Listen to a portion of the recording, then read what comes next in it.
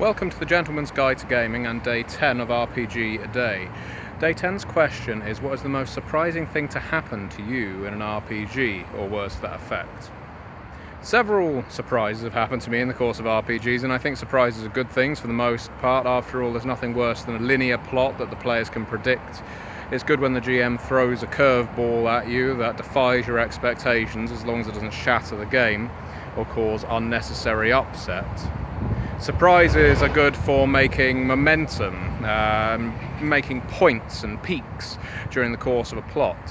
When the villain you suspect is not the villain at all, or when an ally turns out to be an enemy, that kind of thing, or that the princess is in another dungeon, or castle I guess, is always a valuable part of a game. So I've had many surprises, and to think of the most surprising one was quite tricky. I contemplated talking about the vampire game that I've already mentioned, in which we actually discovered that the Tremere in our coterie was Kementiri, the follower of Set Anathema that we were hunting. She was obfuscated as the Tremere. We don't know what happened to the Tremere, all our characters don't, but Kementiri certainly took her place. And that was a bit of a revelation at the end of the game, after we had sacrificed one of our coterie members in order to kill Kementiri. The Shadowrun game that I also mentioned, the entire plot where we ended up gunning each other down and my character emerged victorious, that wasn't instigated by my character. While Sergio was certainly ruthless, it was another one of the characters that pulled his gun on me first. I'm not saying that was defensible, but the fact that he did it at that point, we were all planning on betraying each other at some point, but he did it slightly earlier than I expected. And as is the way in the age-old game of diplomacy, it's who has the balls to act first that tends to emerge triumphant. Thankfully, I rolled very well and avoided the gunshot and gunned him down rather critically thereafter.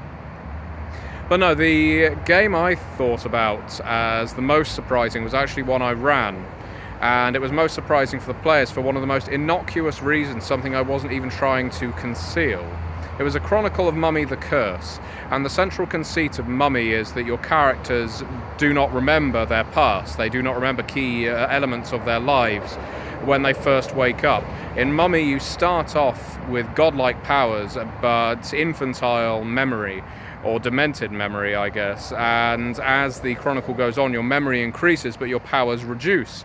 Therefore, by the time you can actually work out what the revelations are and what the secrets are, you're often powerless to actually do anything about it, and have to rely on your cult or the other members of your Moret to actually handle things.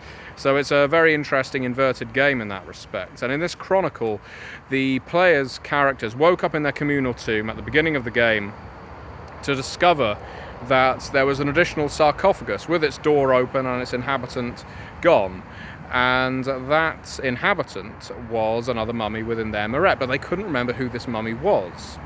And so much of that chronicle was spent actually trying to track down who this mummy was. What relationship did this mummy have to them? Did this mummy know more of their past than they were able to uncover themselves? All they were able to track was the mummy's name, which was Epiphanios.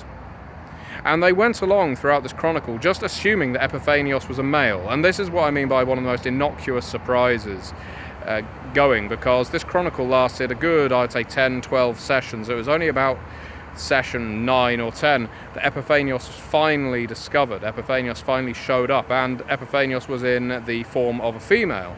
Epiphanios was a female, always had been.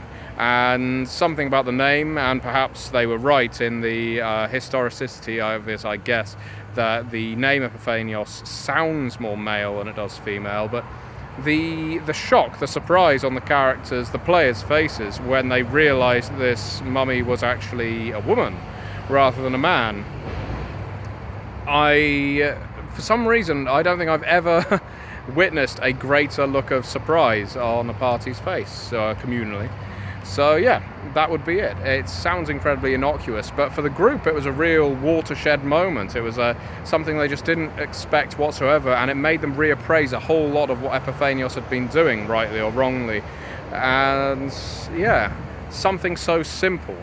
I mean, I could have said about the time I was playing a game of Call of Cthulhu and rolled my spot hidden check, and I suppose got a partial success because I spotted the eyes staring at me through the slats, the wooden wall, but didn't spot the shotgun barrel a few slats down just before I got blown away and killed in one hit. That was a bit of a surprise too. It was an enjoyable one.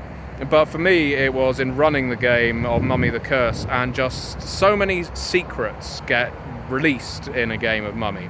So many unexpected revelations appear. But this one, probably the most simple one, something I wasn't even trying to conceal, but the players just naturally assumed incorrectly, was one of the most satisfying. So, thank you very much for watching, and see you for day 11.